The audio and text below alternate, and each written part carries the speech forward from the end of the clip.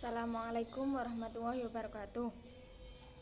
Perkenalkan, nama saya Maulinda Ananta, NIM 20030906020 dari kelas PGMI 2A, mata kuliah Konsep Dasar Bahasa. Di sini saya akan menjelaskan materi tentang yang pertama menjelaskan dan memberi contoh teks, yang kedua menjelaskan dan memberi contoh konteks, dan yang ketiga menjelaskan dan memberi contoh konteks. Untuk yang pertama, menjelaskan dan memberi contoh teks. Yang pertama, pengertian dari teks. Pengertian dari teks menurut Kridalaksana menjabarkan teks adalah suatu ujaran yang dihasilkan berdasarkan tindak tutur berupa kalimat, kata, dan lain dalam suatu bahasa lengkap yang bersifat abstrak. Oleh sebab itu, teks merupakan kesatuan bahasa yang memiliki kesatuan bentuk lisan dan tulisan dan dari penyampaian pesan kepada penerima pesan. Untuk yang kedua, contoh teks. Contoh teks terbagi menjadi 6 contoh. Yang pertama, teks narasi. Teks narasi adalah karya tulis yang menceritakan atau menjelaskan suatu peristiwa secara detail berdasarkan urutan waktu. Untuk yang kedua, tes deskripsi. Tes deskripsi adalah karya tulis yang disusun dengan cara menggambarkan benda, objek, tempat, atau peristiwa secara jelas. Dan yang ketiga, teks eksposisi.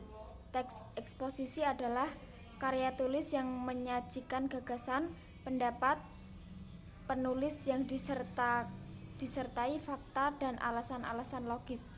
Untuk yang keempat, teks eksplanasi. Teks eksplanasi sering digunakan untuk menuliskan bacaan yang bersifat ilmiah. Dan yang kelima, teks persuasi. Pengertian dari teks persuasi adalah karya tulis berupa ajakan atau bujukan kepada pembacanya agar melakukan atau mengikuti isi dalam teks persuasi yang telah dibuat. Dan yang terakhir, teks argumentasi.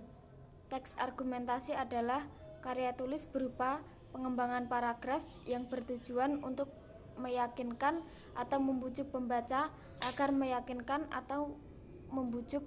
agar memiliki pemikiran yang sama dengan penulis. Untuk yang kedua, menjelaskan dan memberi contoh konteks. Pengertian dari konteks adalah unsur-unsur yang mendahului atau yang mengikuti dalam wacana. Konteks tidak hanya berupa kalimat dan paragraf yang lengkap, tetapi juga dapat berupa frasa atau kata. Teks dan konteks merupakan kedudukan yang sama, bahkan bisa secara berpisah dalam suatu teks. Frasa: selamat datang, saat melewati suatu kota pasti ditutup dengan kalimat sampai jumpa. Dua frasa tersebut merupakan hubungan timbal balik yang saling melengkapi. Yang kedua, contoh dari konteks. Contohnya pada kalimat selamat datang dan selamat jalan. Dan yang ketiga, menjelaskan dan memberi contoh konteks.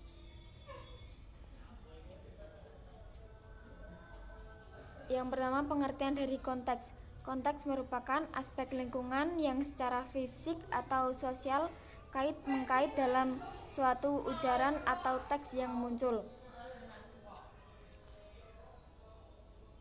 Yang kedua, contoh dari konteks. Yang pertama, seperti kalimat entah mengapa seluruh badanku terasa begitu sakit. Dan yang kedua, badan perahu itu kini telah dicat dengan menggunakan cat berwarna putih. Dan yang ketiga, Pak Burhan bekerja di dapur sebagai ketua badan penasihat yayasan tersebut. Mungkin hanya itu yang dapat saya sampaikan. Apabila ada kesalahan kata, saya mohon maaf.